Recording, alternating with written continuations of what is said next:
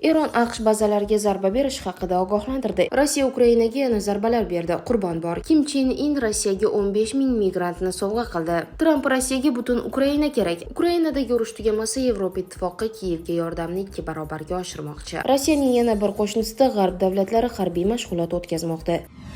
Eron AQSh bazalariga zarba berish haqida ogohlantirdi. Eron mudofaa vaziri Aziz Nosirzoda 4-may kuni Yaqin Sharqdagi Amerika bazalarini nishonga olib, AQShning har qanday harbiy harakatiga javob qaytarish haqida ogohlantirdi. Bu haqida Al Arabiya nashri xabar berdi. Agar bizga hujum qilishsa, urush e'lon qilishsa, kuch bilan javob qaytaramiz. Ularning manfaatlari va bazalarini nishonga olamiz. Eron qo'shinlariga nisbatan hech qanday dushmanlik kayfiyatida emas. Biroq Washington hujum uyushtirsa, AQShning o'sha qo'shni mamlakatlarda joylashgan bazalari nishonga olinadi, dedi Aziz Nosirzoda 4-may kuni kechqurun efirga uzatilgan davlat telekanaliga bergan intervyusida. Xuddi shu kuni Eron o'zining Qassam Basir deb nomlangan so'nggi ballistik raketasini namoyish etdi. Bu qattiq yonilg'ida ishlaydigan ballistik raketa bo'lib, uning parvoz masofasi 1200 kilometrni tashkil qiladi. Eron va AQSh 12-apreldan beri yadroviy muzokaralar olib bormoqda. AQSh prezidenti Donald Tramp mart oyida Eron oliy yetakchisi Ali Xomanayga maktub yo'llab, muzokaralar olib borishga chaqirgan va agar diplomatiya muvaffaqiyatsizlikka uchrasa, ehtimoliy harbiy harakatlar haqida ogohlantirgandi.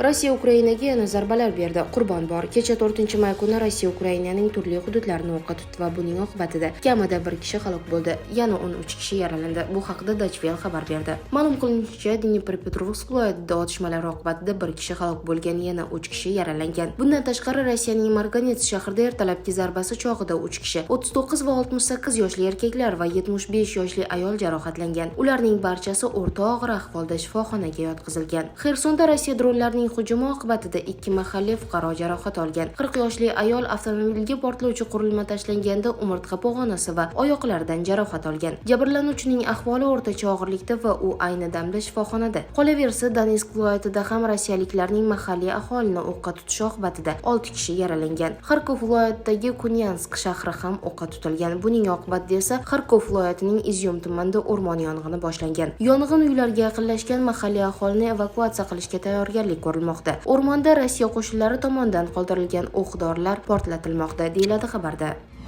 Kim Chen In Rossiyaga 15 ming migrantni sovg'a qildi. Shimoliy Koreya Rossiyaga 15 mingga yaqin mehnat muhojirlarini jo'natdi. Bu haqda Janubiy Koreya razvedkasiga tayanib The Wall Street jurnali xabar berdi. Bildirilishicha, Koreya Xalq Demokratik Respublikasi fuqarolarining aksariyati hozir uzoq sharqda ishlamoqda. Ammo Shimoliy Koreya ishchilari tez orada Rossiyaning yirik shaharlarida ham paydo bo'lishi kutilmoqda. Qayd etilishicha, mahalliy ish beruvchilar Koreya Xalq Demokratik Respublikasidan kelgan ishchilarni past maoshga rozi bo'lgani, 12 soat ishlashga tayyorligini va ish sharoitlaridan shikoyat qilmagani uchun yollashga qaror qilgan. Qolaversa, Yonhap agentligi ham razvedkaga tayanib, Pxenyan ishchi kuchi yetishmasligi tufayli Rossiyaga minglab ishchilarni yuborgani haqida yozgan. Rossiya mehnat vazirligi ma'lumotlariga ko'ra, 2030-yilga borib mamlakatda ishchi kuchi tanqisligi hozirgi 1,5 million kishiga nisbatan 2,4 millionga yetishi mumkin. Rossiyaning statistik ma'lumotlariga ko'ra, 2024-yilda Rossiyaga kirib kelgan Shimoliy koreyaliklar soni o'tgan yilga qaraganda 12 baravarga oshgan. Ma'lumot o'rnida Shimoliy Koreya Rossiyaga ishchilardan tashqari o'z harbiylari va qurolli yarog'larni ham yuboradi. Janubiy Koreya razvedkasining xabar berishicha, 2024-yilda Ukrainaga qarshi urushda ishtirok etish uchun Rossiya Federatsiyasiga 12 ming,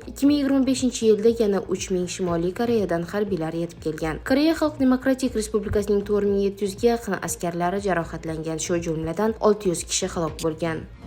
Tramp Rossiyaga butun Ukraina kerak. AQSh prezidenti Donald Tramp Rossiya butun Ukrainani egallamoqchi ekanini aytdi. U bu va boshqa mavzular haqida NBC News telekanaliga bergan intervyusida aytib o'tdi. Rossiya butun Ukrainadan voz kechishi shart, chunki Rossiya butun Ukrainani xohlayapti. Agar men aralashmaganimda, ular butun Ukraina uchun jang qilishardi. Rossiyaga hozirgi hududlar kerak emas, unga butun Ukraina kerak, dedi Donald Tramp. 24-aprel kuni Tramp Rossiya Ukrainadagi mojaroni hal qilish jarayonida katta yon berishga rozi bo'lganini va Ukrainaning butun hududiga da'vo qilmayotganini aytdi. Keyinroq u Ukrainaga yo'qotgan hududlarni, jumladan Qrimni qaytarish talablarini bema'nilik deb atadi. The Wall Street Journal gazetasining xabar qilishicha, AQShning Ukrainadagi mojaroni hal qilish bo'yicha takliflar ro'yxatiga xususan Qo'shma Shtatlarning Qrimni Rossiyaga tegishli deb rasman tan olishi, Rossiya Federatsiyasining yangi hududlar ustidan nazoratini yashirin ravishda tan olishi, Ukrainaning NATOga qo'shilish imkoniyati haqidagi munozaralarni kun tartibidan chiqarish kabi bandlar kiritilgan. Aprel oyida AQSh prezidenti Moskva qanday yon berishga tayyorligi haqidagi savolga urushni to'xtatish butun mamlakatni bosib olishni to'xtatish deya javob bergan edi. Uning ta'kidlashicha, Rossiya ancha katta yon berishga rozi. Keyinchalik Amerika rahbari Vladimir Putin uni hurmat qilishni ta'kidlab, shu sababli Rossiya butun Ukrainani egallab olmasligini aytdi. Menimcha, aytaylik, u meni hurmat qiladi va men bu tufayli butun Ukrainani egallab olmasligiga ishonaman, garchi uning qarori tanlovi butun Ukrainani egallab olish bo'lsa ham, dedi Tramp.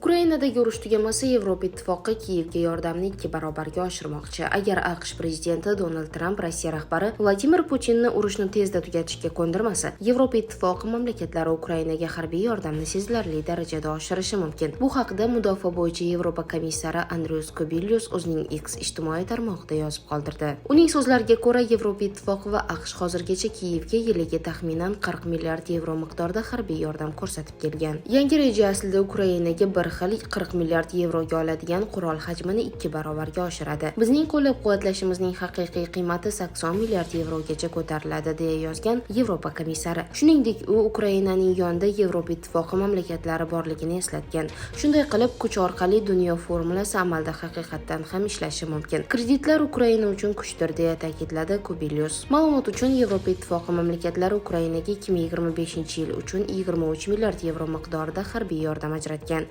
2024-yilda Kiyev AQSh bilan birgalikda Yevropa mamlakatlaridan 40 milliard yevrogacha pul olgan.